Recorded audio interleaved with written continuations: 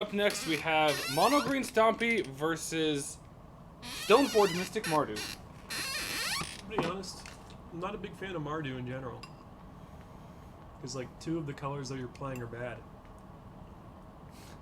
Which two colors are those, Liam? Not black.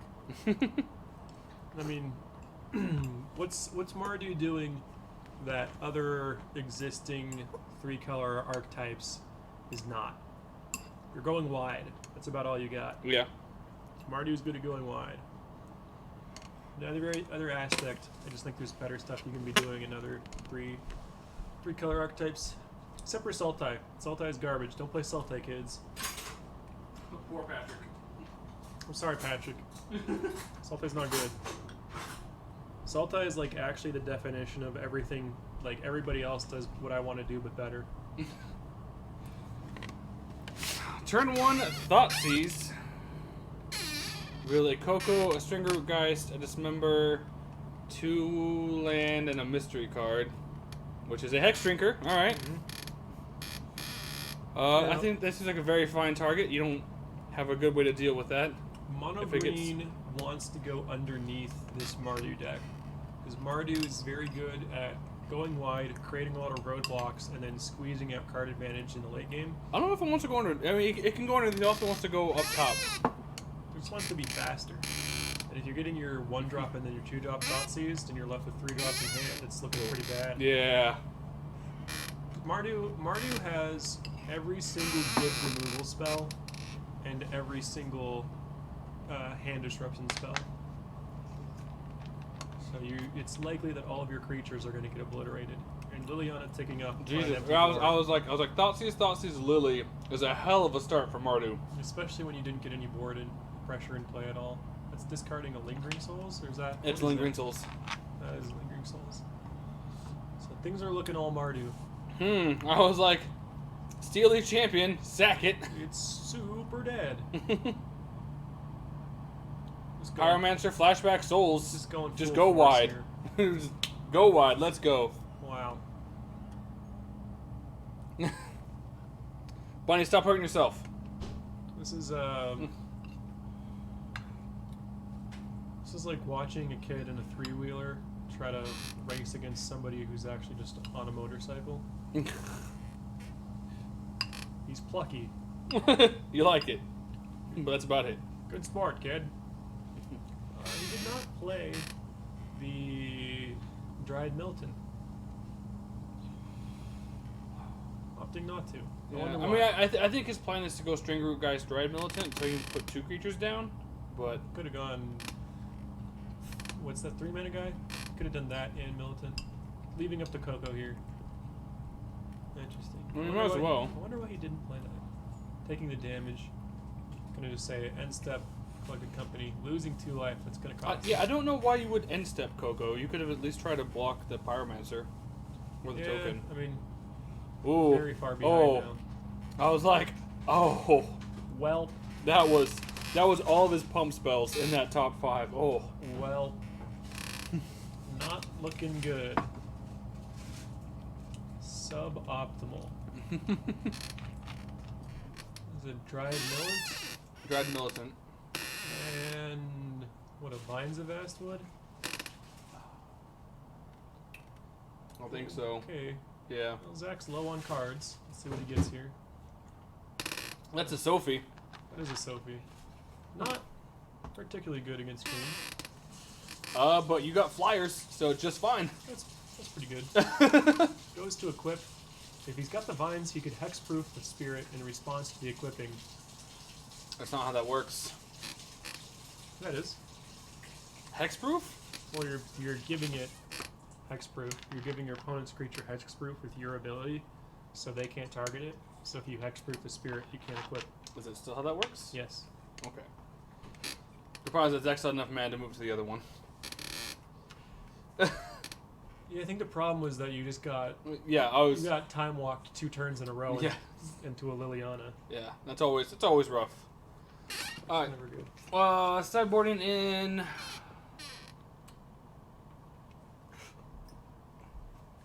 This is probably coming in... Like, Collector Oop isn't good, Damping Sphere's not good, Choke isn't good, Dismember's not really good. No, Dismember's not going to really tag any of its any of the tokens. Well, I mean, yeah, really it's going to be the Pyromaster, but he's a 2/1. It's not really doing attack. Force Figure's not good. Thrun at least regenerates. Thrun might be coming in. Sagnissa Thrun. Maybe got Eternal Ronus? Maybe. It's a big boy. Yeah, one that also gives other... Not really ecstatic about any of these pump spells here. Yeah, I mean, obviously he's an aggressive deck. He wants to be able to stick creatures and then just try and get through as fast as possible. Also, Bunny, don't make me send Liam down there. He'll make you. Do what now? What? So you'll make Bunny stop hurting himself with your awkwardness. Actually, I'll you would encourage him. Probably. It's like deeper. We got just more removal on this sideboard here. That seems good. Is this real? Is this the real deck list? Mm-hmm. Wow. So many one-ofs. Yeah, you really world's your oyster. You can just say, you know what, I don't care about Thoughtseize or Inquisition. We're just going full removal. Bring in that path. Bring in those helixes. Yeah. Blood Moon not looking good here. Gotta say. Chandra could be good. It's a way to kill a creature and then also have a way to. I feel Chandra comes in more for the mid-range / control matchups. Yeah, but Mono Green Stompy ends up being more mid-range than aggro. There's a very specific draw from Mono Green Stompy that's aggro. Yeah, alright.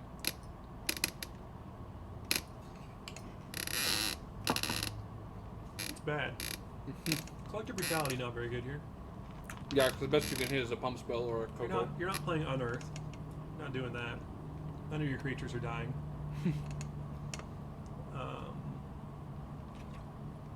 Golden's command doesn't seem great either. Not optimal. There's a lot of... I wonder if this is Zach and his beta testing of this brave new archetype. It kind of was. Because, I mean, we weren't able to singletons. do our playtesting until Sunday with our group. There's a lot of singletons going on here, which is usually an indication of a player just feeling what's good, what's bad, what works, what doesn't. Mm-hmm.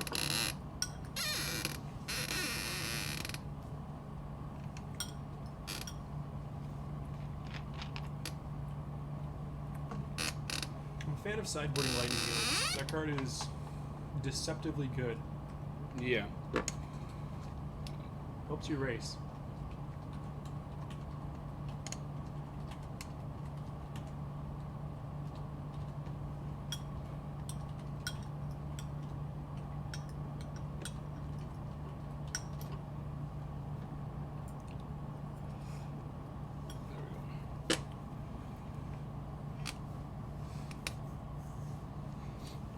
Yeah, the new spoilers are a little weird. We actually were just talking about that before the stream. When first saw it, I was like, is this a split card? Is this like one of those, like, when it dies, you get the sorceries, you can do the other thing from the graveyard? Like, I guess it's just one or the other. yeah. Choose one. Mm-hmm. So it's like, here, I guess they want, here's early gameplay, here's late gameplay. It's also like, I'm not good at evaluating cards when a standard mindset, because I don't pay attention to standard. But I will say, so far, 0 of the spoiled cards are playable in Modern.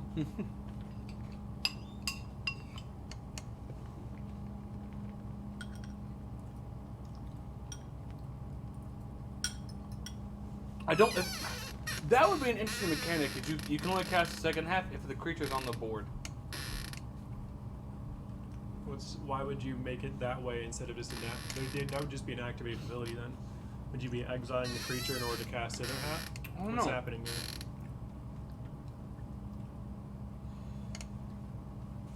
I think it has to be one or the other, because the beauty one says, or the Red Riding Hood one was like, if you deal combat damage, you can sack it, destroy an artifact.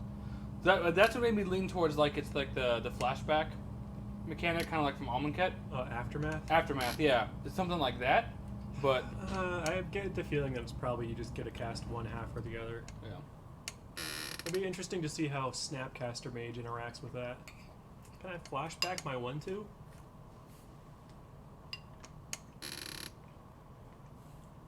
Is it a new card type? Yes, actually it is. Does it make Goyf bigger? It does. Then. Because it's not tribal. It's oh god, I actually have to look it up now. Hang on. I'll tell you what the card type is, unless Bunny's probably gonna beat me to it. That one.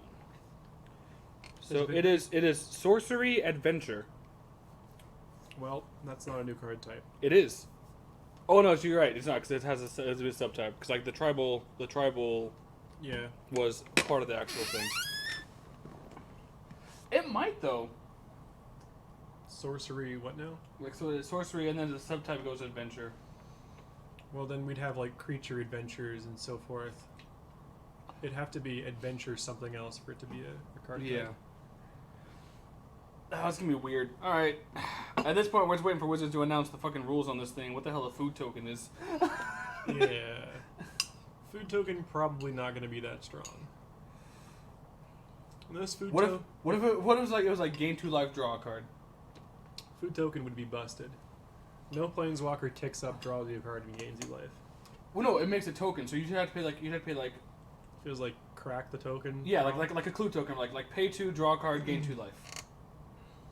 I'm still not playing that planeswalker. But I'm not saying for modern. But I'm saying like it'd be fine. I think that card's just fine for standard anyway, because it's removal. Experimental 1 into a Strangle Root. Push the experiment 1. Yep. Take 2. Don't want to push the Strangle Root, guys. And make experiment 1 bigger, and then give it the ability to regenerate. Zach has identified which creature to target with Fatal Push. So, adventure similar to Saga, according to Robert.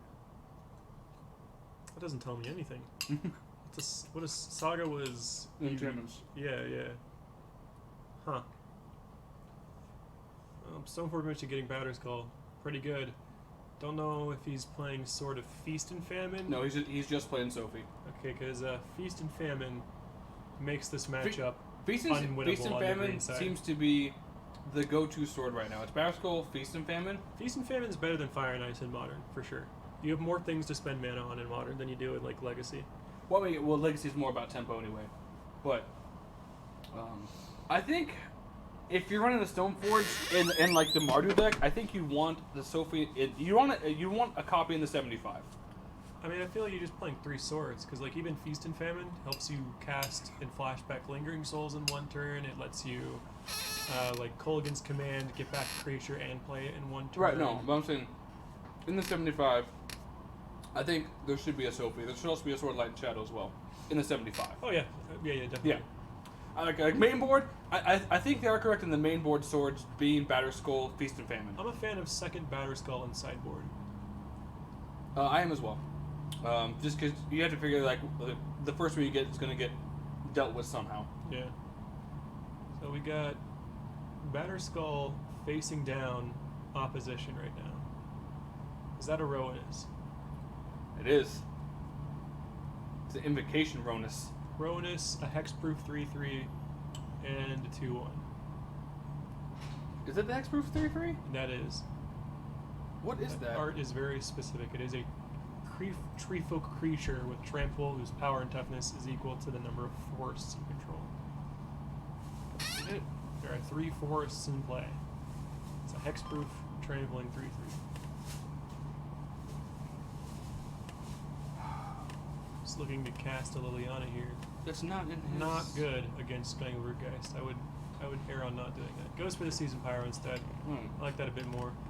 Ditching Young Pyromancer because he's got no spells in his hand. Gets 2 fresh ones and a token for his troubles. No attach with the Batter's Skull. I don't know why. It's a free attack. I guess Well, if you don't have a 5th well. No, you can't block with Rowanus yet. Oh, he's about to be able to block with Ronus. Unless Zach has a Fatal Push up, like I think you just dump mana into Hexdrinker and say show me a Fatal Push before the last one. Absolutely, yeah. It's just at that point I don't think Zach has anything to deal with that. You got a 5/5 Death Touch? Seems good. Seems good.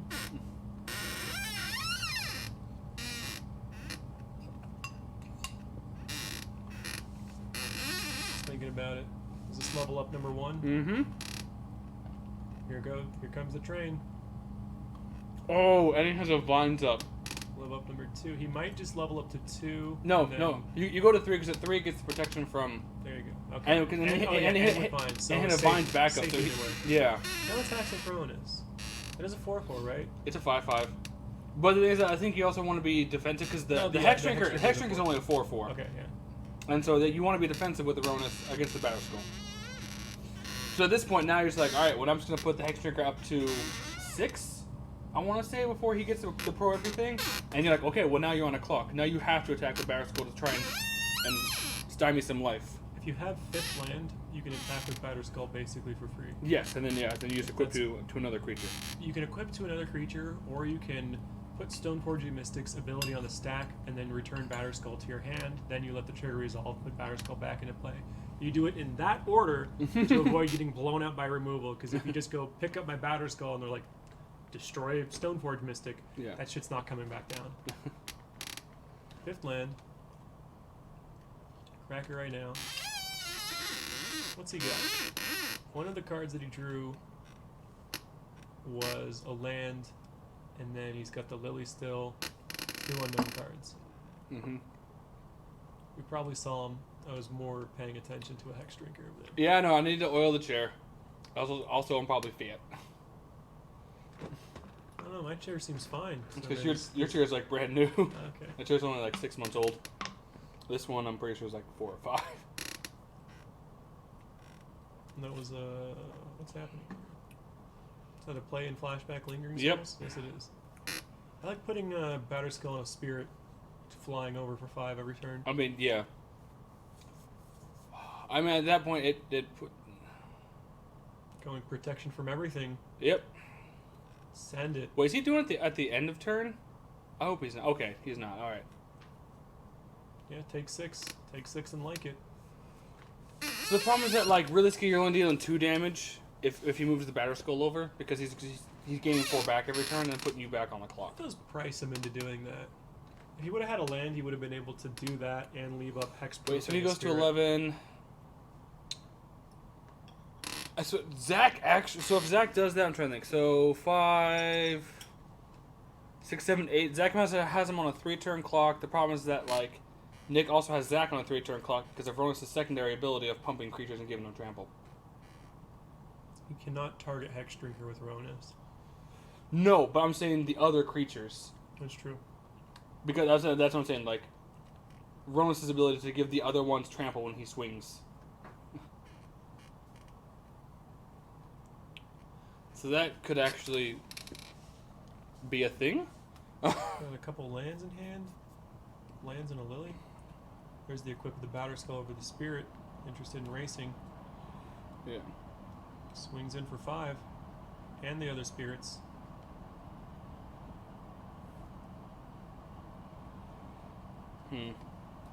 Alright, 9 to 12. If you Alpha Strike here, you die on the crackback. He's actually, because he still has the vines in hand, right? Yes. So What he's is actually Ronus? fine because so you swing. You can swing, pump, and vines. Right, but the problem is that the fact that the Batter Skull does block. the Battle Skull does block. So that is the downside with that. You go to 1 in your next turn. You have to find some way of racing. If you attack for 6, that's not doing it. If you attack for 6, you can put him to have him in the lethal spot next turn, So and you hope to feign a bolt. Here's what you can do. You can get frisky. You can go with the Hexproof Creature and the Hex Drinker. If he blocks the Batter Skull and the Hexproof guy, then you can pump it, To give it kill the trample. Batter Skull, and then you can leave up Hexproofing a Spirit if he goes to pay 5 mana to equip it. Equip the Batter Skull on his following turn.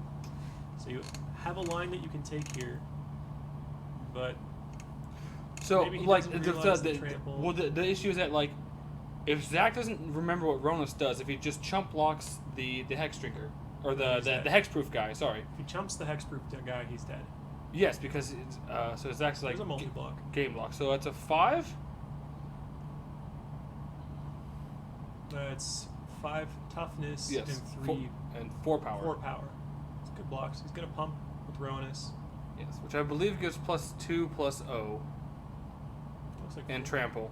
I 5 mana? What's 5 mana? And then, cause then he's gonna vines it as well. And vines. Yes, pump and vines. Because he wants the trample to go through. So that is. So it is currently a 10. 6, it's a 10. 7, 8, 9. It's a 10-8 currently. Which means you're getting lethal through here. Yes. No. This should be lethal. It's a 10-8. So there's only 5 is trampling over, plus the 6 is 11. Oh, it's so close. It is so close. No, was it? Oh, yes, it was. No, 4 plus 2 is 6, plus 4, 10. There's 5. You just scoop it up to that? I think Zach couldn't kill him on the crackback because he blocked all the creatures. I think that's what that was. He pays the life, though, and goes down to 8 because he tapped one of his pain. So that actually may have been a mistake on Zach's part. I mean, maybe... Because he had the lethal next turn. Does Ronus give +3 plus? No, it's plus 2 plus 2. Under the big one as it gives trample. Interesting. Alright. Interesting. I wonder if he scooped to the blowout and he thought he just could not crack back. That seems like a misplay on Zach's part. That or they did math incorrectly. Or we're doing math incorrectly. One of. I've never been wrong about doing combat math in my life. There's no video evidence of that at all. I know what Goblin Rabble Master does. I know what it does. I play it in my deck. That means I know what it does.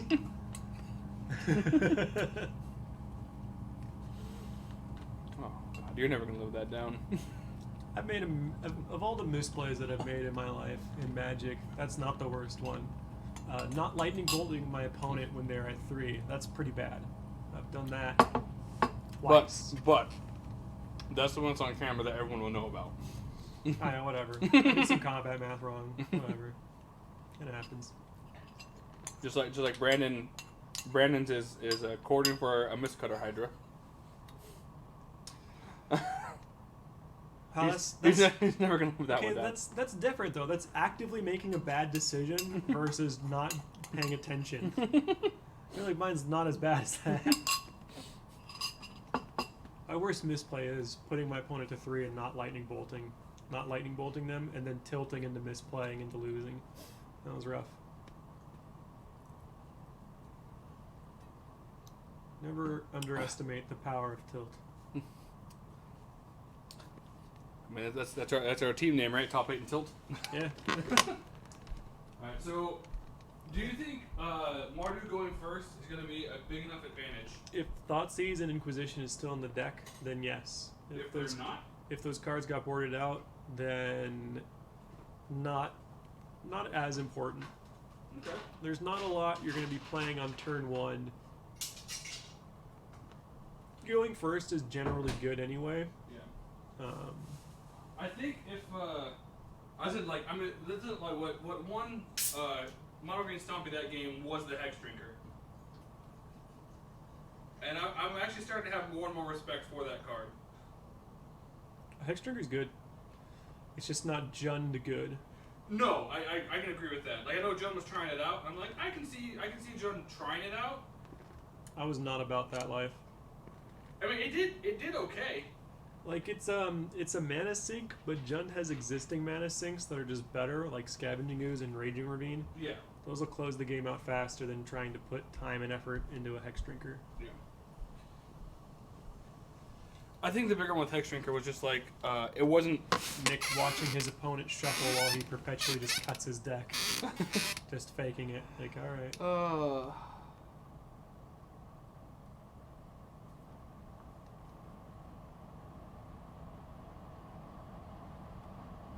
Oh no!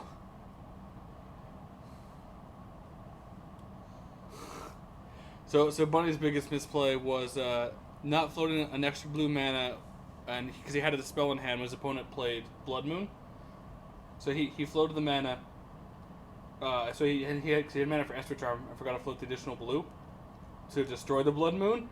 Oh. And his opponent had Spell Pierce, but because Blood Moon was on the board, he couldn't tap the dual land for the blue for the Dispel. Ooh. Yeah, I was like, oh. That's rough. But you never made that mistake again, right? You see, the thing about that is my worst misplay is not bolting my opponent when they're at 3. 2 weeks later, different deck, made the same mistake. Big brain.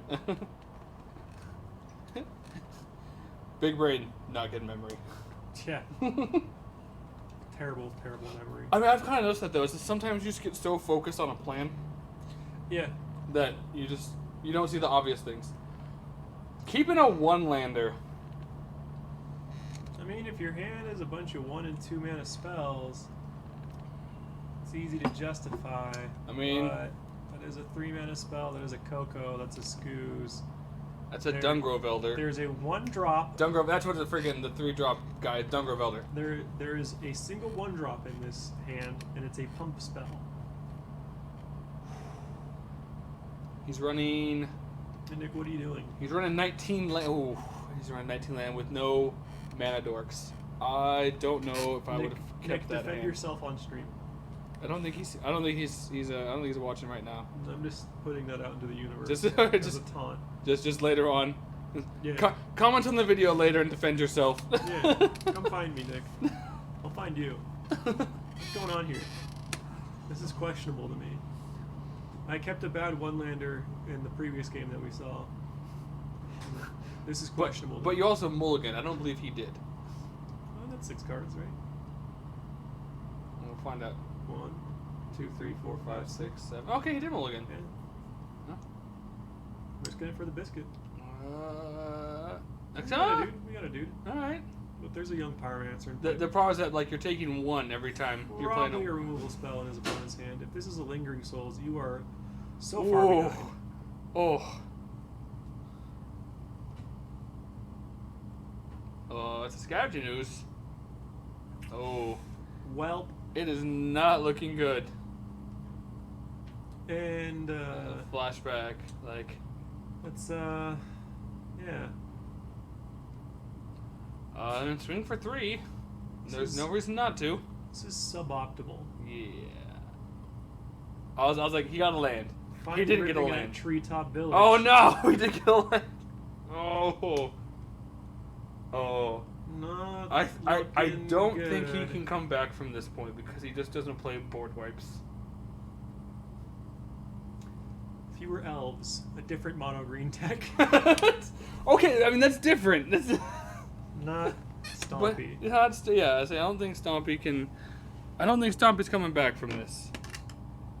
And that's 6. Stomped our last. Imagine if he played Stoneforge on this turn. Oh my god. I'm pretty sure if I see him play Stoneforge, I think that's just an immediate scoop. I'm pretty sure Zach just has like 2 removal spells in his hand. Scavenging Ooze. Scooze with a forest up. Can eat I'll eat my own creature. his own creature. Did not evolve his dude. Path. No evolve on that guy. Not And no vines to give it heck. Oh, there you go. good guy, Zach. You know what? You can have that one.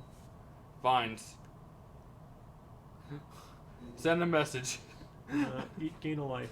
Okay. Oh. All right. If you, Are we still going to the Jing Ho after Costco? If they're still open after Costco, yes. Dude, they're open late. Okay. Didn't share. I think that they're open till like January. Okay. Yeah, it's not looking real good for. if you collected company into 2 creatures with reach. Oh, so 4, 8. If he's throwing with the young Pyromancer, he could have presented lethal. But I mean, I don't think it really matters. I mean, even if Nick blocks, his opponent's still going to Go to 2. 2. Yeah. So and you have it with just the evasion. Oh, 3. Okay. Alright. Still, you have it with just the evasion. All right. Collected company into. Plague Engineer. Yes. Naming Spirit and Elemental. Yes. Actually, just name Human at that point. Spirit and Human. Yeah, because you'd have effectively 3 blockers. But we know that Nick doesn't run those. Well, it's called Mono Green Stompy. Yeah. We can assume it's not happening. Oh, You forget it. Change the package. I did. This is like, I'm gonna die like a man. The collected company in combat hit double I mean, if you hit like 2 copies of Kitchen Finks, maybe you're still in this. Those Does he play existed. too? No, Oh, I was like, does he those play? existed in the deck. But you know what? I'm looking at Nick's sideboard and it says life goes on, so I can apply that metaphor I to don't. this game. Great quote by John. Isn't it against the law to beat a child this bad? Oh. Oh my. I mean, Nick's 18, isn't he? Nick was briefly in the Marines. So Yeah. So he's Nick isn't a big child. man. It's fine. It's fine. It's not fine. Yeah. There we That go. was That was rough. painful to watch.